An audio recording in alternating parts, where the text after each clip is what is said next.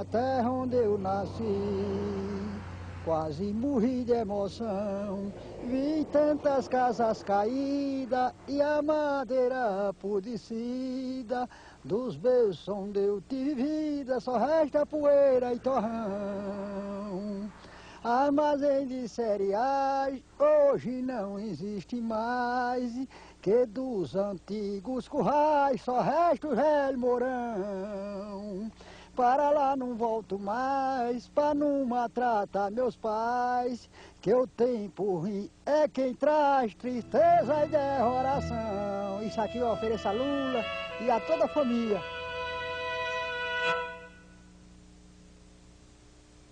Muito obrigado.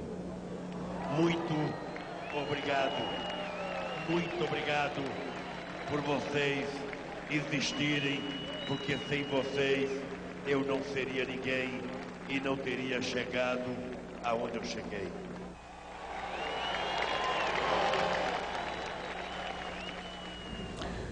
O Brasil deu ao mundo uma lição de democracia. Mais de 90 milhões de eleitores foram às urnas e não houve nenhum incidente grave em todo o país. 5 horas depois de iniciada a apuração dos votos, o candidato eleito já era conhecido. Ninguém questionou o método, nem o resultado da eleição. Um exemplo de coerência e de saúde política que impressionou o mundo todo. Um menino pobre do Nordeste chegou à presidência da República. O nosso presidente, Luiz Inácio Lula da Silva! Foi uma jornada muito dura e que eu não chegaria aqui se não fosse a garra de vocês, a competência de vocês e a credibilidade que vocês depositaram em mim. Quero agradecer às mulheres e aos homens deste país que fizeram com que a esperança derrotasse o medo nessa campanha de 2002. Eu estava dizendo a vocês que até agora as coisas foram fáceis. O difícil vai começar agora. Eu sempre comparo a política com o casamento. Quando a gente está apaixonado, que a gente quer casar, a gente senta com a nossa namorada e a gente fica alimentando os nossos sonhos, discutindo o que a gente pode fazer. E a gente casa. E nem sempre tudo que a gente quis fazer, a gente consegue fazer com uma rapidez que a gente imaginava fazer. Vocês sabem que o nosso país vive uma crise. Mas sabem também que a nossa vitória é a concretização da esperança que nós acumulamos durante muitos e muitos anos neste país. Eu quero que vocês saibam que Zé Alencar e eu, e o governo que nós vamos montar, nós vamos trabalhar 24 horas por dia, de domingo a domingo, para que a gente possa cumprir cada coisa que nós prometemos nesta campanha. Eu quero, meus amigos e minhas amigas, dizer para vocês, não trairei um só momento a confiança que vocês depositaram no PT.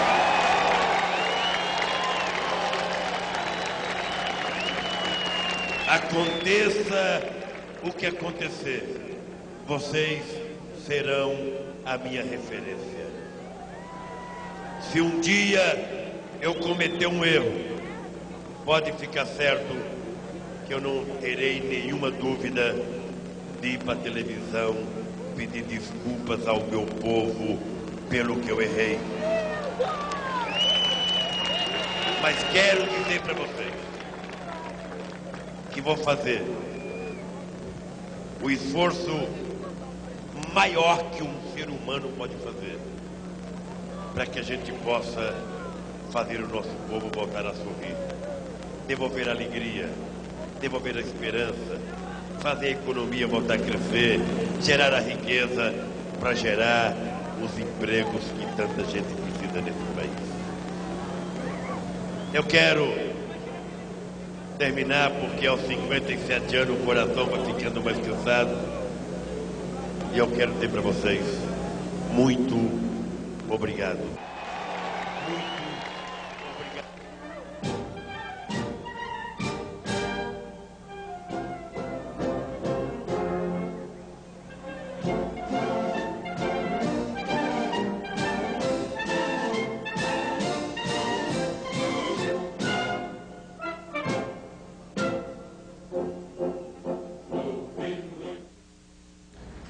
A campanha vitoriosa de Lula à presidência da República foi o resultado de um delicado e bem costurado sistema de apoios e alianças políticas. Para se tornar o 36º presidente do país, Lula e o PT tiveram que mudar.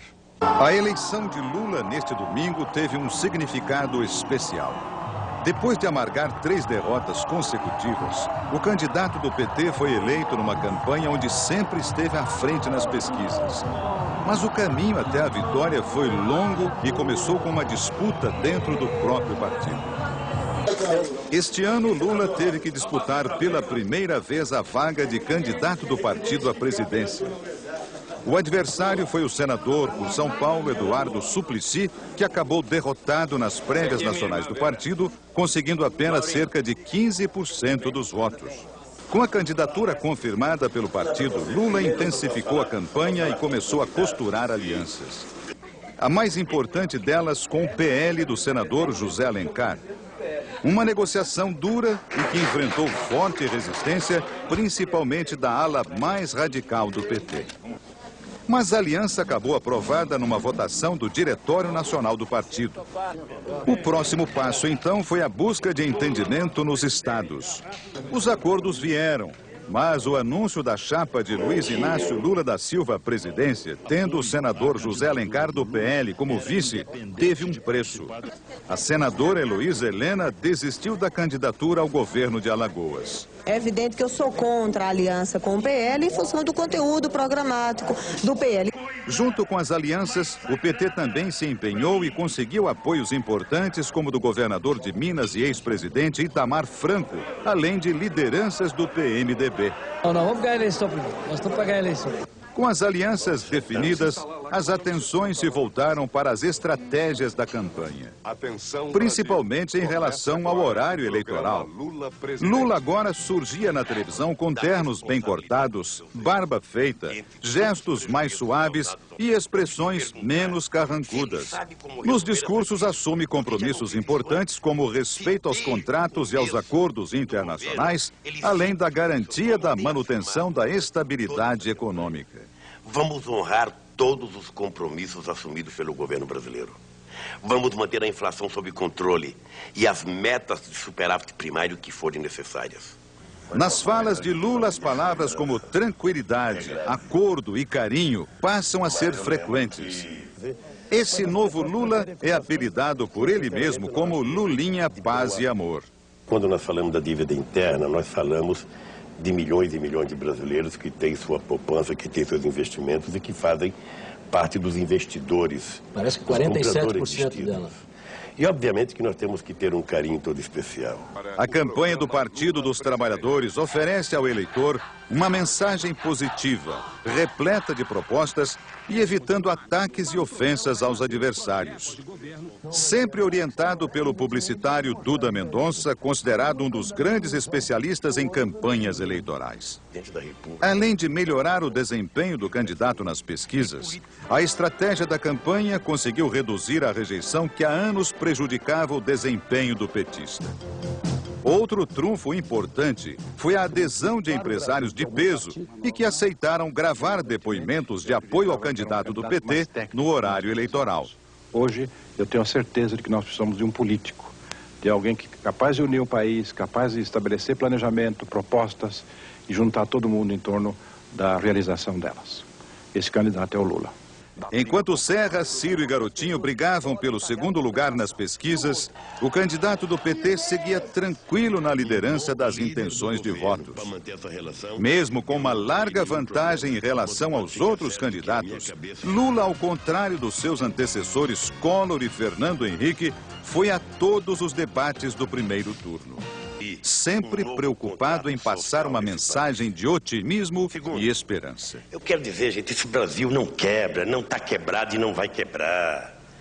Esse país tem condições de sobreviver. Nós já passamos por crises e mais crises e esse país sobrevive porque ele é muito grande. Tem uma extraordinária base empresarial, intelectual, tem um povo maravilhoso. Acha que nós vamos quebrar? Vai quebrar se os governantes forem frágeis e fracos. O bom desempenho na campanha eleitoral por pouco não deu a vitória a Lula logo no primeiro turno. Boa noite. O segundo turno da eleição presidencial já começou. Lula do PT enfrenta o tucano José Serra. O bom desempenho de Lula alavancou as votações do partido em todo o país, garantindo a vitória de vários candidatos e dando ao PT a maior bancada da Câmara Federal. No segundo turno, o petista, mais uma vez, saiu na frente. As pesquisas mostravam Lula com cerca de 60% das intenções de votos. Para tentar diminuir a diferença, Serra passou a atacar Lula. E em um dos momentos mais polêmicos de toda a campanha, o candidato do PSDB colocou no ar um depoimento da atriz Regina Duarte, dizendo que tinha medo do PT. Tô com medo. Faz tempo que eu não tinha esse sentimento. Porque eu sinto que o Brasil, nessa eleição, corre o risco de perder toda a estabilidade que já foi conquistada. Os ataques a Lula não tiveram efeito e até ajudaram a consolidar a liderança do petista, que foi também conquistando a confiança de setores que antes não enxergavam com bons olhos. Eu nunca votei no Lula, né? Então, mas agora eu achei que não dá medo, não. A gente não sabe o que será o governo, mas os sinais que a gente tem é de que possivelmente nós vamos poder participar, poder ter voz e lutar para ver o mercado crescer, gerar riqueza, gerar emprego. O candidato do Partido dos Trabalhadores acabou mantendo uma larga vantagem em relação a Serra durante todo o segundo turno, até conquistar a vitória neste domingo.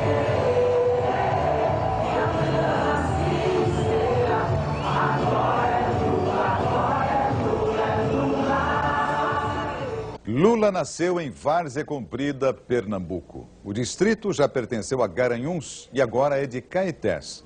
Nas duas cidades, o presidente eleito tem parentes. A estrada que leva a Garanhuns tem a marca de rodovia perigosa. Essa viagem vai nos levar para Várzea Comprida, distrito de Caetés, terra natal de Luiz Inácio Lula da Silva. Isso aqui é o solo vegetal. Agora, dá o nome de areia pelas qualidades, porque tem areia, tem o barro, tem a areia branca, tem a areia vermelha. Aí são vários tipos de solo, né? Ali perto da Palmeira tinha um mulungu. Seu Duda, outro primo de segundo grau de Lula, conta que a árvore era a preferida dos beija-flores. Isso aqui é uma casca do pé do mulungu. O pé do mulungu, ela bota uma flor e a beija-flor. Ela faz uma zoada, beija e vai-se embora, beija, mas é muita. O pé de mulungu era onde ele brincava com os irmãos, que é uma sombra muito linda, fria. Pensa numa sombra fria, a sombra do pé de mulungu. Seu Duda também revela como Lula e a criançada quebravam o coquinho. Isso aqui se botava a pedra aqui, ó, e esse coco com outra pedra. Olha, tá aqui a bolinha do coco, ó. Como pra você ver?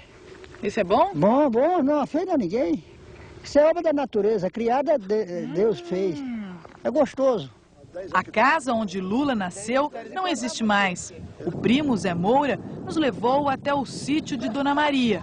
A construção é típica da região e recebe o nome de Meia Água por causa do telhado. Se você ver ou pegar todas as casas daquela época, era assim, era a meia água, que a gente chamamos que é a casa que cai água para um lado só. Aí tem essa parte aqui que é a sala, tem aquela lá que é o quarto, essa parte lá onde entra para o quarto. Essa parte aqui da frente é onde ficava a cozinha. Aqui só andando abaixado. Aqui você para passar de uma porta para outra, só passa abaixado. O 8º filho da família Silva teve uma infância difícil. Trabalhava na lavoura, não frequentava escola e o pai tinha deixado o Agreste para tentar a vida na cidade grande. Dona Eurídice ainda viveu no sítio durante 5 anos. Depois, também migrou para São Paulo, fugindo da fome e da seca. Deixar o Pernambuco na década de 50 não era fácil para nenhum nordestino. E para a família de Lula também não foi diferente. Depois de vender o sítio e andar 1 quilômetro, eles chegaram até este casebre, que na época era uma mercearia. Aqui ficaram esperando durante um dia o caminhão de pau de arara. Perto daqui fica o sítio de outro parente de Lula. Dona Corina tem cartaz do sobrinho bem na fachada. Ela nos recebe de lenço na cabeça e sorriso largo. Sempre cuidou das crianças e lembra que Lula era o mais obediente dos filhos do irmão. Bom menino. Era bom menino. Ele era, ele era do trabalho dele, do estudo, né? Obediente à mãe e o pai, né? Era bom menino. Quem era, né? Pra ser hoje, não é? Aí a gente fica... A senhora tem orgulho? Tem. Lula demorou mais de 30 anos para voltar a Garanhuns. Na campanha de 89, lá estava a tia Corina, junto da parentada. Quando Lula percorreu o Brasil com a caravana da cidadania, mais uma vez passou por Garanhuns e reencontrou os Silvas. Lula também passou pelo restaurante de Zuleide, que não é Silva, mas tem orgulho do conterrâneo. Ela só esteve 3 vezes com Lula e foi suficiente para ganhar um lugar de destaque no restaurante. A simplicidade, o caráter, né? Lula é assim, uma pessoa muito inteira, é um homem assim, muito íntegro, muito honrado. Eu acho assim, a gente tem que admirar, eu admiro as pessoas quando são assim. João não tem Silva no nome, mas também é primo. Seguiu o rastro da família de Lula e também migrou para São Paulo. Morou na Vila Carioca, jogou bola com Lula e lembra quando, aos 14 anos, Lula tornou-se metalúrgico com diploma do Senai. Ele se destacava muito bem, se destacava bem também na profissão de torneiro, fazendo uma variedade de peças. Ele é um camarada muito inteligente, né? E é um rapaz que nasceu para comandar.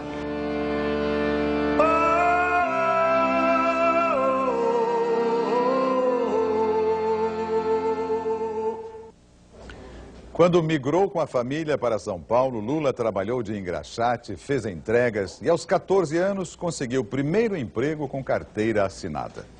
Foi na metalúrgica Vilares. Pelas mãos do irmão mais velho, Frei Chico, Lula ingressou no Sindicato dos Metalúrgicos e virou o maior líder da classe trabalhadora no Brasil. Dão hoje uma demonstração de que se alguma coisa tiver que mudar nesse país, vai mudar a partir dos metalúrgicos do ABC. Foi num palanque montado num pequeno estádio em São Bernardo do Campo que os brasileiros conheceram Luiz Inácio da Silva, o Lula. Olha a hora de parar! Todo mundo para outra vez! Era o final dos anos 70. O Brasil vivia sob a ditadura militar. Não havia eleições diretas para a presidência. Presidente do Sindicato dos Metalúrgicos de São Bernardo, Lula levou a categoria à greve em pleno regime militar. A história de Lula começava a fazer parte da história do Brasil. Lula nasceu no sertão de Pernambuco. O pai deixou a cidade quando Lula era pequeno e veio tentar a sorte no sul. Sem notícias, a mãe de Lula, Dona Eurídice, decidiu seguir a mesma trilha. Vendeu o pouco que tinha, pôs os 8 filhos num caminhão pau de arara e depois de 13 dias de viagem chegou a Santos. Descobriu que o marido tinha outra família. Entre os meninos de Dona Eurídice, Lula era o caçula. Começou a ser alfabetizado com 10 anos de idade. Muito cedo, começou também a trabalhar. para ajudar no sustento da casa. Ele carregava a roupa de um tintureiro, entregava roupa, ele engraxava sapato. Mais novo ainda, ajudava eu a vender tapioca, aquelas coisas lá que a gente vendia na saída da barca lá em Santos, lá para tentar ganhar alguma coisa. Ele sempre teve uma atividade vinculada ao trabalho, desde pequeno. Era uma situação muito difícil. Não era todo dia que tinha carne para se comer, não. Já na região do ABC, Lula foi trabalhar como metalúrgico. Fez curso técnico como torneiro mecânico. Virou diretor do sindicato no início dos anos 70, por influência do irmão Frei Chico, que era metalúrgico e militante comunista. Mas Lula não se interessava por política partidária. Lula gostava nesse período de dançar, de jogar bola, essas coisas, né? Ainda sem barba, Lula começava a ocupar espaço no sindicato. Antes da barba, o bigode. E um apelido que não pegou, mas que os velhos companheiros do sindicato não esquecem. No começo era Taturana, porque tinha um bigode bem avantajado quando ele ainda trabalhava na Vilares e veio para cá. Quando as greves estouraram, Lula já era o presidente do sindicato. O líder sindical que desafiava os patrões e o regime militar e entusiasmava pessoas como Hermílio, um dos milhares de metalúrgicos que lotavam as assembleias do ABC. Eu lembro que era uma massa total, muita gente mesmo, e helicóptero rodando em cima da cabeça da gente, com metralhadora apontada para baixo, sabe? E a gente ficava meio emocionado por ver tudo aquilo e saber que lá em cima do palanque tinha um homem muito corajoso. Mas aqueles não eram tempos românticos. Naquele tempo não havia nada de romântico. Havia sangue, havia dor, havia separação para sempre, havia, sobretudo, dificuldade de encontrar um caminho certo e de ver a luz no fim do túnel. Nós todos andávamos à procura, à busca. Em 1980, Lula foi preso. O regime decidiu intervir no sindicato.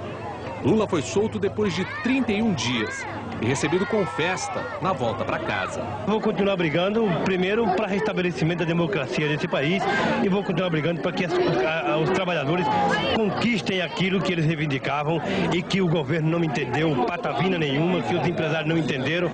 Lula se aproximou de intelectuais e de brasileiros que voltavam do exílio com anistia. No início dos anos 80, liderou a criação do PT. Para surpresa de muita gente, Lula queria ser mais do que um líder sindical. Ele tinha uma tal desconfiança da política estabelecida, dos políticos dito, entre aspas, profissionais, etc., que eu não imaginava que ele fosse por esse caminho. Eu achava até que ele poderia vir a ser um líder revolucionário, mas não necessariamente um político. E a mudança dele para a política, que foi gradual, foi realmente uma excelente surpresa para mim. Na segunda parte do perfil de Lula, você vai ver que o caminho do Sindicato dos Metalúrgicos do ABC à presidência da República foi longo. E teve derrotas e vitórias nas urnas. A estreia de Lula como candidato aconteceu em 1982. Ele disputou o governo de São Paulo. O PT engatinhava e, com uma plataforma radical, Lula tentava se diferenciar dos políticos tradicionais que disputavam a eleição. De camiseta, o Lula de 82 dava assim o seu recado no final do debate entre os candidatos daquele ano. Eu gostaria de aproveitar esses 5 segundos antes da Lei Falcão para dizer uma coisa que já tomou conta do PT. O nosso número é 3. Então, companheiro trabalhador, vote no 3, porque o resto é burguês. Lula perdeu a eleição, mas 2 anos depois, lá estava Lula no palanque. Ele liderou o primeiro comício da campanha que reivindicava a volta das eleições diretas para presidente. A mobilização pelas diretas já reuniu 4 milhões de pessoas em comícios com gente de todos os partidos. Em qualquer discurso que nós possamos... No palanque, Lula conviveu lado a lado com políticos experientes, mas a emenda das diretas não passou no Congresso. A primeira grande vitória de Lula com o PT veio na eleição para a Assembleia Constituinte. Ele foi eleito o deputado mais votado do país, com 650 mil votos. O grande salto veio nas primeiras eleições para presidente em 89. Lula foi para a disputa. Sem medo de ser feliz. Era o slogan de Lula na campanha. Sem medo de ser feliz, quero ver chegar. Lula lá, brilha uma estrela. Lula lá. Veja, nós vamos suspender o pagamento da dívida externa. Lula surpreendeu políticos tradicionais e chegou ao segundo turno contra Fernando Collor. Mas a imagem do líder sindical ainda assustava os patrões. Empresários prometiam deixar o Brasil se Lula ganhasse. Havia também resistências fortes na classe média mais conservadora. Eu costumava dizer nos palanques, porque as pessoas me perguntavam, que a classe média tinha medo de mim. E eu perguntava o que é ser classe média? É ter uma boa casa, ter um carro, geladeira, televisão, ir à praia de domingo, tomar uma cervejinha, almoçar num restaurante de vez em quando com a família, jantar. Ora, isso é para todo mundo. Nos últimos dias de campanha, Lula cresce e encosta em Collor, que liderava todas as pesquisas. Collor recorre a ataques contra a vida pessoal de Lula. A chance de vitória de Lula escapa no último debate. O deputado do PT, no dia 29 de dezembro de 85, concede uma entrevista à Folha de São Paulo e diz assim: Lula defende até a luta armada. Eu sou contra a luta armada. Eu sou contra a violência. Eu não sei se a Câmara conseguirá pegar algumas ações dos tranquilos seguranças dele, que parece mais um grupo de paramilitares agredindo de toda e qualquer sorte jornalistas, crianças, como essa foto aqui, de criança deitada no chão. No dia da votação, Lula recebe os jornalistas para um café da manhã. A imagem dele votando para presidente iria se transformar numa das marcas registradas das eleições presidenciais depois da volta da democracia. Emoção, imaginem vocês que depois de 29 anos de uma espera, a gente votar para presidente, eu acho que é um negócio gostoso, é um negócio que eu não estou votando para presidente, eu estou escolhendo um Brasil melhor. Lula perde, mas sai da eleição com quase metade dos votos e consagrado como líder da oposição. Quem ganha, dura pouco no poder. Não me deixem só. Eu preciso de vocês. O governo Collor é marcado pelo confisco e por denúncias de corrupção. O presidente eleito sofre impeachment e perde o cargo. Assume Itamar Franco. O PT, que lutou pelo impeachment, não entra no governo Itamar. Lula embarca numa caravana pelo interior do país, que pavimenta sua nova candidatura à presidência da República. Deixar que o monumento se destrua, apesar de ter sido transformado em patrimônio da humanidade. Lula vai em busca das histórias de um Brasil desconhecido da maioria dos próprios brasileiros. Descobre a realidade dos seringueiros da Amazônia, dos cortadores de babaçu no Nordeste, do peão da fronteira do sul do país. Lula discursa nas missões do Rio Grande do Sul, nas aldeias indígenas e percorre o Rio São Francisco.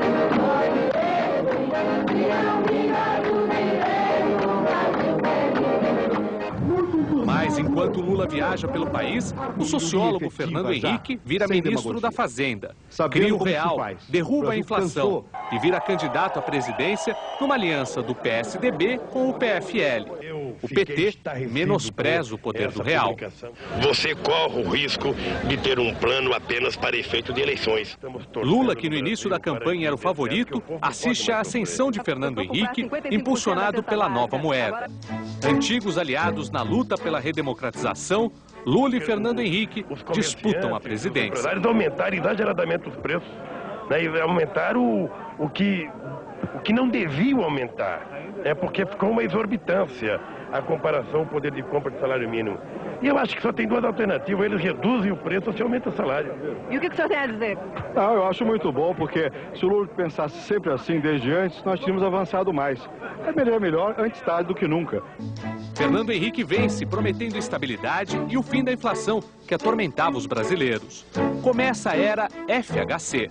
Tá na sua mão, na minha mão, na mão da gente, fazer de Fernando Henrique nosso presidente. Entre uma campanha e outra, Lula organiza o PT e faz o que mais gosta: passar horas conversando com os velhos amigos de São Bernardo. O bar de um ex-metalúrgico é um dos pontos de encontro. Aí ele fala para Divina assim, Divina, faz a chuleta, mas põe 2 ovos aí para mim, certo? Ele vem, você vê ele, a família, os companheiros. Com os amigos, pouca política e muita conversa sobre futebol. Corintiano, Lula, quando criança, queria ser jogador. No time de várzea, era um talentoso meia-direita. Já como político, no time do PT, ainda buscava o melhor lugar no campo. O técnico era um técnico que muito esquerdista. Me colocou para jogar na direita. Eu fiquei distante do povo. Então eu não pude render o que eu tinha direito de render. O time dele não gostava de perder. Mas em 98 a derrota já era anunciada. Lula foi de novo candidato e perdeu no primeiro turno a disputa para a presidência. Fernando Henrique é reeleito. O PT descobre que é preciso mudar. Na 4ª tentativa de chegar à presidência, Lula escolhe um empresário como candidato a vice de sua chapa. A campanha ganha o reforço do antigo marqueteiro de Maluf, Duda Mendonça. Na propaganda, poucos ataques e muitas propostas. O candidato entra na onda, Lulinha, paz e amor. O Lula, o movimento sindical, o PT se adequou aos novos tempos. Lula lidera a campanha desde o início. Recebe adesões de empresários. Promete um governo de crescimento e entendimento. Como dizem alguns colegas nossos da academia, justamente, é verdade que do ponto de vista rigorosamente ideológico, digamos, uma proposta mais radical de socialismo, etc., o Lula desbotou. É o verbo que se costuma usar. Quer dizer, o Lula desbotou, não está mais aquele vermelho radical, etc., né? Mas isso não significa que os princípios, que é o que realmente importa, os princípios tenham mudado. Recentemente mesmo, nesses últimos programas, entrevistas, ele tem dito que para quem quer uma sociedade mais fraterna, mais solidária, mais justa, tem um parentesco muito próximo, e no caso dele sanguíneo mesmo, com o socialismo, com os grandes ideais e os princípios do socialismo. Enquanto os adversários brigam pelo segundo lugar, Lula lidera nas pesquisas. Mas apesar da grande vantagem, a vitória não acontece no primeiro turno. A onda vermelha que varre o país dá ao PT a maior vitória eleitoral da história do partido. O PT elege a mais numerosa bancada de deputados da Câmara Federal e dobra o número de senadores. Ainda elege 2 governadores no primeiro turno. Lula começa as 3 semanas de campanha para o segundo turno com boas notícias. Recebe o apoio dos 2 principais candidatos derrotados, Antony Garotinho e Ciro Gomes. A campanha petista bate na tecla da mudança. O Brasil, de ponta a ponta, mostrou claramente nas urnas a sua vontade de mudar. 76% dos eleitores brasileiros votaram a favor da mudança, a favor do Brasil. O adversário de Lula, José Serra, diz que a vitória do petista poderia colocar o Brasil no caminho da Argentina e da Venezuela, 2 vizinhos marcados pela crise e instabilidade. Os tucanos tentam explorar o medo do desconhecido com Lula na presidência. Eu tenho medo. Como Regina Duarte, eu também estou com medo. Medo de não poder dizer que estou com medo. Com larga vantagem nas pesquisas, Lula prefere muitas viagens pelo Brasil e apenas um debate. Para acalmar o mercado, que vive a turbulenta mistura da alta do dólar, aumento de juros e risco de inflação, Lula se reúne com empresários, promete autonomia operacional para o presidente do Banco Central e regras claras para o mercado. Um ambicioso projeto retorna à agenda política do país, o pacto social entre trabalhadores e empresários. E eu sei que não posso errar. Qualquer um pode errar. Eu sei que eu não posso errar.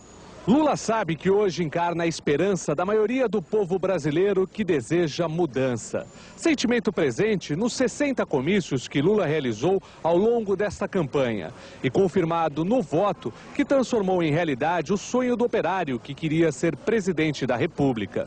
Um sentimento que emocionou Lula no comício que o petista realizou no dia 1º de outubro, aqui em São Bernardo, onde tudo começou.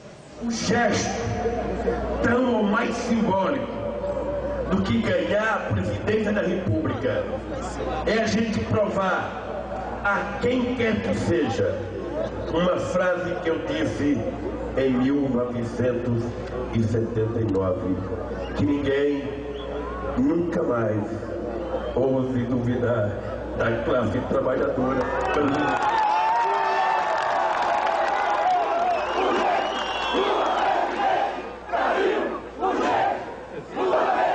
Então hoje uma demonstração de que se alguma coisa tiver que mudar nesse país, vai mudar a partir dos metalúrgicos do ABC.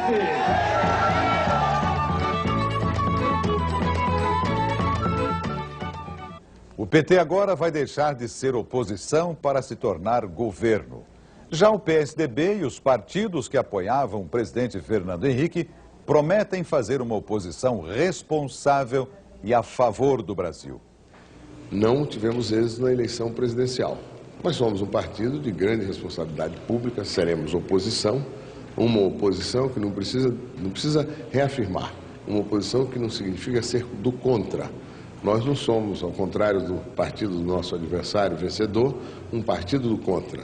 Nós somos um partido político que, em certas circunstâncias, foi governo, é governo, e em certas circunstâncias foi e é oposição, construindo convergências e os melhores caminhos para o Brasil. O Lula vai enfrentar um quadro aí muito sério, que é uma crise de confiança aí nos mercados financeiros, em cima do Brasil, precisa restabelecer essa credibilidade. Agora, a credibilidade no sentido financeiro não se faz assim em termos apenas de declarações, de vontades, é precisa de providências concretas. E espero que haja uma relação muito fértil com o Congresso Nacional.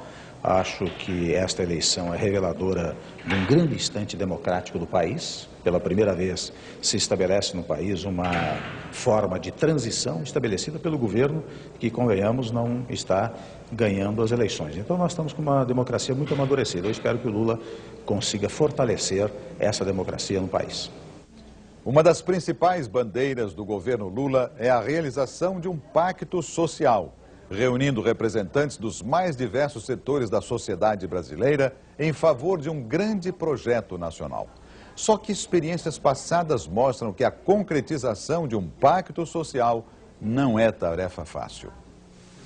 A década de 70 encontrou a Espanha devastada por um século de guerra civil e por 40 anos de uma das mais severas ditaduras contemporâneas da Europa. Com a morte do ditador Francisco Franco, a sociedade espanhola decidiu construir um acordo para reinstitucionalizar o país. Esse acordo, firmado em 25 de outubro de 1977, ficou conhecido como Pacto de Moncloa e até hoje é uma referência para a solução de grandes crises institucionais. Os conservadores aceitaram a legalização dos partidos e dos sindicatos. E a esquerda concordou com a manutenção da monarquia. O rei Juan Carlos convocou uma Assembleia Constituinte. Preços e a inflação foram controlados com a redução negociada de salários e despesas públicas. O Pacto de Moncloa é a referência que Lula adota como tema de seu futuro governo.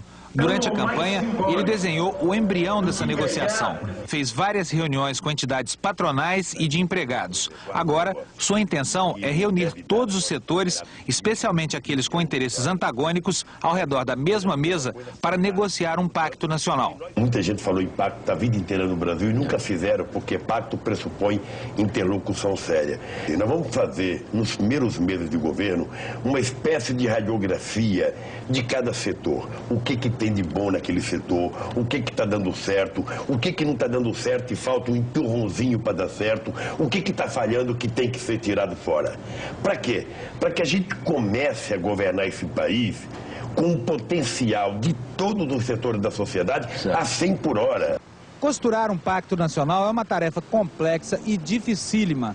Na história recente do Brasil, 3 presidentes tentaram propor negociações assim tão amplas. Mas as experiências mais bem-sucedidas não passaram de acordos entre segmentos da atividade econômica representados nas câmaras setoriais. A primeira tentativa foi patrocinada pelo ex-presidente José Sarney. O país estava atolado em uma inflação de 80% ao mês.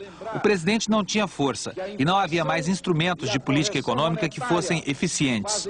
Coube ao então ministro Mailson da Nóbrega gerenciar toda a confusão que se criara. E, segundo ele, não havia nenhuma alternativa a não ser pactuar com a sociedade um mínimo de condição de governabilidade. Naquela época, nós vivíamos um período hiperinflacionário, sem instrumentos para enfrentá-lo. O Ministério da Fazenda não tinha nenhum instrumento, o orçamento estava liquidado, a taxa de juros não exercia o seu papel tradicional.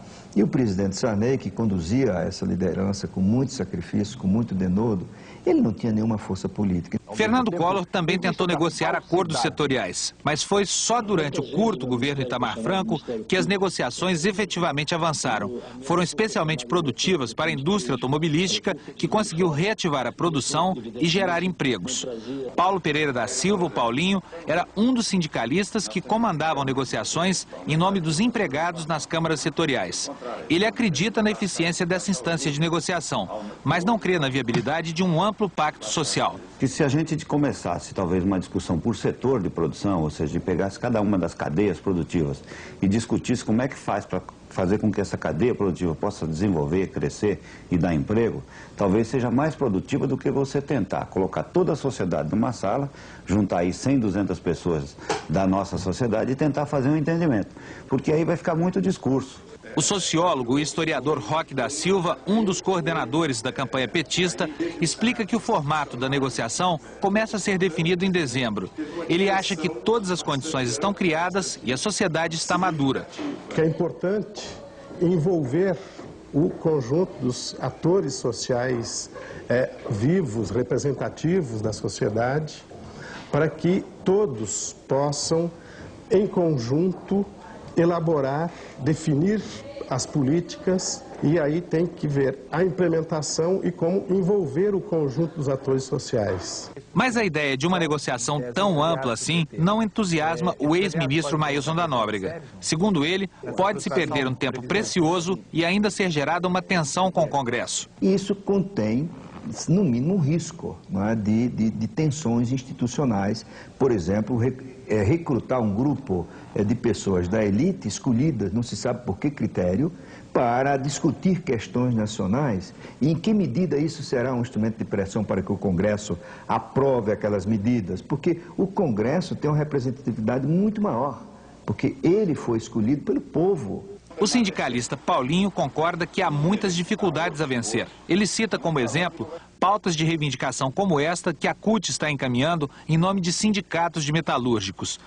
Entre outras coisas incompatíveis com a situação econômica do país, a CUT quer um gatilho para a reposição automática das perdas salariais sempre que o INPC atingir 3%. O presidente da Força Sindical, no entanto, acha que é preciso colaborar com a negociação pretendida pelo novo governo. Do nosso lado tem muito pouca coisa para ceder. Eu acho que num primeiro momento a melhor coisa seria de ter um pacto pela governabilidade e depois a gente tentar se entender em cada um dos ramos de produção e do país. Os empresários estão entusiasmados com a perspectiva aberta pelo PT. Apostam na negociação como saída para a crise econômica e prometem contribuir para a realização do pacto proposto pelo presidente eleito. Há um grau de entendimento, de construção política desses últimos anos muito positivo. E nós vamos estar com o governo que aí estiver para fazer aquilo que tem de ser feito. Um presidente da Silva. Faça um teste. Dê uma olhada na lista telefônica ou pesquise no lugar onde você trabalha. O que mais tem no Brasil é Silva. Até presidente já teve com esse nome. Arthur da Costa e Silva e Jânio da Silva Quadros, assim como Lula, faziam parte da enorme família Silva do Brasil. O significado vem do latim, floresta, mato, selva. A origem é portuguesa, mas foi do outro lado do oceano que o nome virou sinônimo de povo. Meu nome é Marcelo Silva Domingos. Meu nome é Leila de Lourdes da Silva. Meu nome é José Ricardo Silva. Meu nome é Wilton da Silva Vieira Júnior. Meu nome é Rafael da Silva. Meu nome é José Pereira da Silva. Este é um dos poucos brasileiros que conhecem detalhes do próprio nome. Professor de filologia, ciência que estuda a língua, José explica que o Silva surgiu quando os judeus convertidos ao catolicismo abandonaram o sobrenome de família para escapar da Inquisição. Comum na Península Ibérica, veio para o Brasil junto com os portugueses e se popularizou quando os escravos passaram a adotar o nome dos donos. Esses dois fatores fizeram com que, no Brasil, o nome Silva se tornasse mais frequente do que em Portugal, seguramente, do que na Espanha, com certeza. O Brasil Brasil nunca teve o cuidado de somar o número de pessoas registradas com este nome. Mas ao conferir a quantidade de páginas que os Silvas ocupam nas listas telefônicas, é fácil garantir que não há outro sobrenome mais comum no país.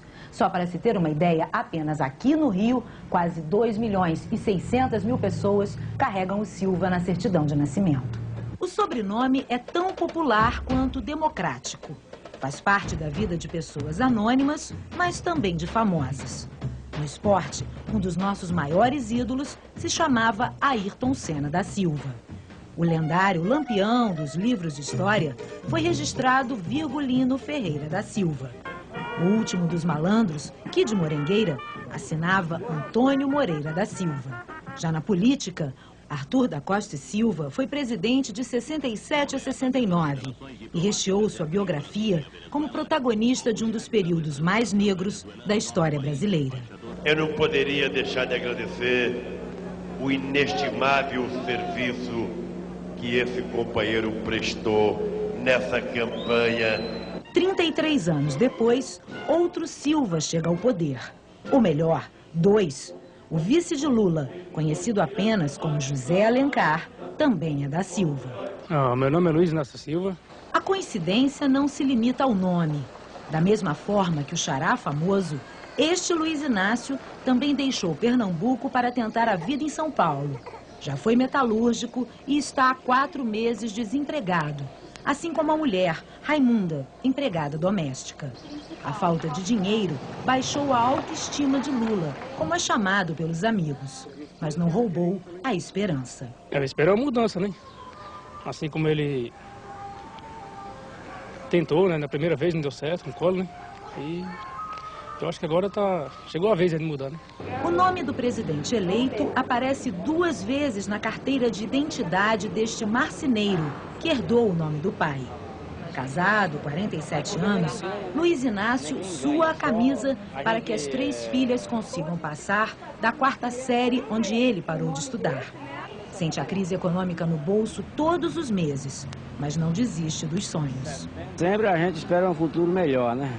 Luiz Inácio da Silva Bastos carrega a estrela do PT com o mesmo orgulho com que exibe o nome na identidade. Carioca, 52 anos, é formado em administração de empresas, mas trabalha numa escola municipal. Eleitor de Lula desde 89, ainda comemora a vitória de seu candidato e manda um recado para o futuro governante deste país dos Silvas. Eu gostaria que ele fizesse um ótimo governo e que honrasse nosso nome, Luiz Inácio da Silva.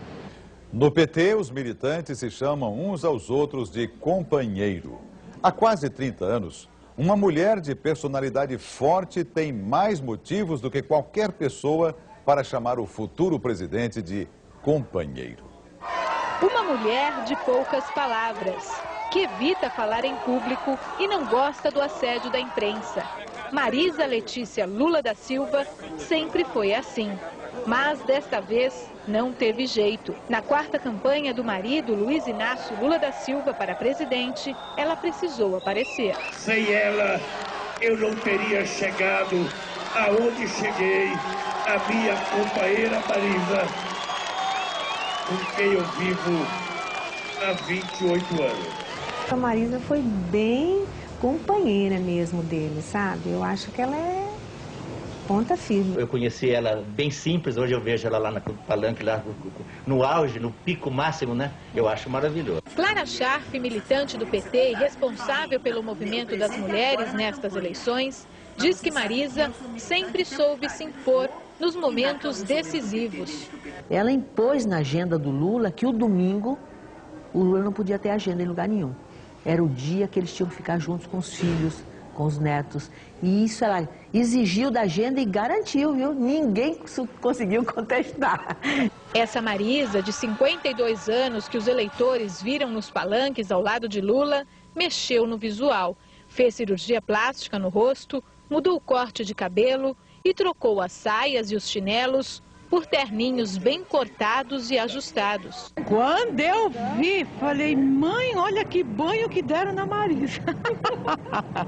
Mas a elegância não tirou a simplicidade desta nova personalidade. Ela pode fazer o que ela for, ela não vai mudar, sabe por quê? Porque ela é simples.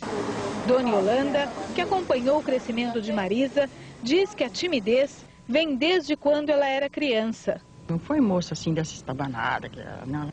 O terreno onde viveu a família da primeira-dama hoje é ocupado por um prédio. No quintal de casa, as amigas relembram histórias da infância. Quando ela amassava abacate, pingava limão e quando nós via ela com o pratinho, nós corria tudo em volta dela para dar abacate para nós. E também a morte do primeiro marido de Marisa, um taxista que foi assassinado. Aqui era um mato assim, Natália ali. Ela quase perdeu o Marcos. Nossa. Quando ficou viúva, Marisa estava grávida de 4 meses. Quase 2 anos depois, conheceu Lula. Foi amor à primeira vista. Quando chega essa loira na minha sala, eu sabia que ela era viúva. Aí eu falei, puxa vida, eu preciso dizer que eu sou viúvo também. Ele pegou, deixou cair a carteirinha dele no chão para mostrar, para eu pegar e ver que ele era viúvo. Em 7 meses, se casaram na Capela Santo Antônio, em São Bernardo do Campo. Lula assumiu o primeiro filho de Marisa. Ele chegou para o Lula e falou, não dava para o senhor colocar o seu nome em mim, porque todo mundo fala que você é meu pai, só que eu não tenho o teu nome. Ele acabou adotando o Marcos como filho dele. Quando se casou em 1974 com o então metalúrgico Luiz Inácio Lula da Silva, a nova primeira-dama do país veio morar nesta casa, num bairro simples de São Bernardo do Campo. Foi aqui, neste sobrado, que o casal viveu os primeiros anos do casamento. Os vizinhos que conviveram com a família Silva guardam boas recordações e momentos que ficaram para a história do país. A ditadura militar e a prisão do marido sindicalista marcaram a vida não só do casal. Chegou um carro, encostou aqui como vocês encostaram, saíram uns caras com uma metralhadora. Os meninos dele eram pequenininhos ainda. E a gente não pode intervir, né? E os meninos começaram a chorar e ele foi embora. Foi muito triste. O que o senhor imaginou naquele dia? Eu calculei que ele ia acabar com a vida dele. Né? 31 dias depois, Lula foi libertado. Marisa se rendeu às entrevistas, do jeito dela, simples, com a criançada em volta e sotaque de interior. Eu acho que ele deve fazer o que ele gosta, o que ele quer. Então eu apoio ele em todos os sentidos. O que ele decidir, eu estou com ele. Apoio que Clara Scharf presenciou em muitas situações difíceis. O fechamento do sindicato, aquela coisa toda, eles ficaram sem ter onde reunir. Ela não teve dúvida, em casa ela afastou os móveis assim no canto, explorou, depois então o sindicato vai ser aqui, na casa. Marisa sempre frequentou o comércio, o supermercado e as feiras do bairro onde moravam. No restaurante, a confirmação da simplicidade de Marisa.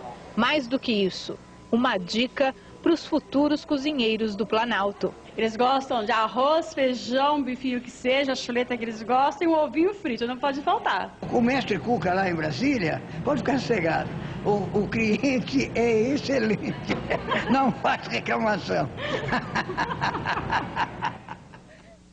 Lula diz que o senador José Alencar não será um vice-presidente, mas um parceiro no comando da nação. A aliança entre o presidente operário e o vice-patrão é mais uma novidade que Lula introduz na história política brasileira. O sorriso no rosto é a marca registrada de José Alencar Gomes da Silva. E não é para menos. Nascido na localidade de Tamuri, município de Muriaé, Minas Gerais, o 11º de uma família de 15 filhos chegou longe. Já se vão mais de 50 anos desde que o então jovem de 18 anos abriu seu primeiro negócio, uma loja de tecidos em Caratinga, montada com dinheiro emprestado do irmão mais velho. O mais novo, Antônio, que sempre trabalhou junto com José Alencar, não esquece os tempos de dificuldades em que os dois tinham que morar em um pequeno quarto nos fundos da loja por falta de dinheiro para alugar uma casa. E nós somos de uma origem muito simples. E ele conseguiu fazer uma mudança extraordinária na vida. e conquistando pontos quase que inacreditáveis para um homem. A prosperidade de José Alencar é mesmo inacreditável. Atualmente é um dos maiores empresários do país, dono de um patrimônio que inclui 11 indústrias têxteis em 4 estados brasileiros, que estão entre as mais modernas do mundo. Neste escritório em Belo Horizonte, José Alencar comanda todos os seus negócios, mas esta mesa de trabalho dele tem ficado ocupada somente 2 dias na semana. Nos outros, sai o empresário, entra o senador José Alencar, que fica em Brasília. O Senado foi o início da vida pública de José Alencar, que foi eleito com quase 3 milhões de votos. Agora, aos 71 anos, chega à vice-presidência da República. Eu não tenho nenhuma necessidade material a ser atendida pela vida política. Ao contrário, eu me realizando alguma coisa. Se eu puder realizar alguma coisa que seja realmente de interesse do país, eu me sinto realizado. Tanto sucesso não surpreende o seu Honório. Amigo e secretário particular do senador há mais de 40 anos, o sentimento dele é um só: orgulho. Antes dele ser senador era Dr. José Alencar. Quando ele se elegeu senador em 98, senador José Alencar. E agora, como vice-presidente da República Federativa do Brasil, vai ser senhor vice-presidente. Com a simplicidade de todo bom mineiro do interior, o vice-presidente eleito, José Alencar, brinca ao comentar suas atribuições no novo cargo. Como Lula vai viajar muito, mas é aqui mesmo no Brasil, ele não se ausentando do país, eu não vou assumir. Então eu posso, quem sabe, morar por aqui mesmo, ou em Poços de Caldas, sei lá, ou na minha terra, em Itamuri, não sei. Vamos ver. A eleição de Lula teve grande repercussão na Europa. Quem informa é o correspondente da Rede Bandeirantes em Paris, Mário Sérgio Conte. A onda vermelho, verde e amarela chegou à Europa. De Lisboa a Praga, todos os jornais europeus trazem hoje extensas reportagens sobre o novo presidente do Brasil, Luiz Inácio Lula da Silva. Os jornais franceses, particularmente, parecem jornais brasileiros, de tanto que falam do Brasil.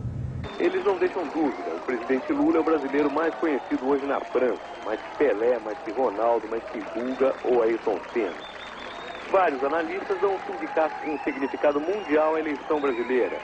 Eles dizem que, num mundo em que o capitalismo parece emparedado na Europa e nos Estados Unidos, e no qual o fundamentalismo religioso se espalha pelo Oriente Médio, pela Ásia e pela África, a eleição de um governo de esquerda no Brasil é um fato novo e profundo. O Brasil pode, segundo eles escrevem, abrir na prática uma terceira via na política internacional, aquela que incorporaria os miseráveis desse mundo às conquistas da civilização. A imprensa europeia, no entanto, é cautelosa. Ela esmiuça as dificuldades do Brasil, a conjuntura mundial complicada, e diz que Lula herdará uma economia em pandaré.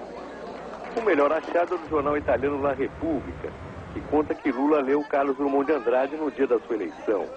No final da reportagem, o jornalista fala das grandes esperanças brasileiras e usa um poema de Drummond para perguntar ao novo presidente do Brasil: e agora, Lula?